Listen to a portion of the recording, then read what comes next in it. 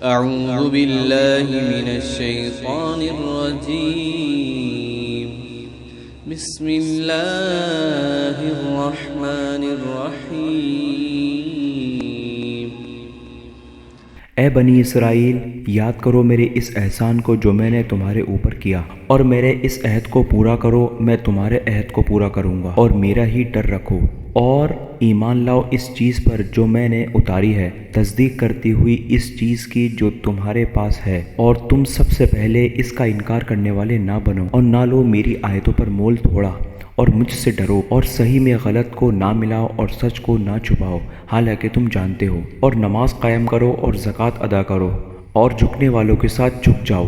تم لوگوں سے نیک کام کرنے کو کہتے ہو اور اپنے آپ کو بھول جاتے ہو، حالانکہ تم کتاب کو پڑھتے ہو، کیا تم سمجھتے نہیں؟ اور مدد چاہو صبر اور نماز سے، اور بے شک وہ بھاری ہے مگر ان لوگوں سے نہیں جو ڈرنے والے ہیں، جو گمان رکھتے ہیں کہ ان کو اپنے رب سے ملنا ہے اور وہ اسی کی طرف لوٹنے والے ہیں۔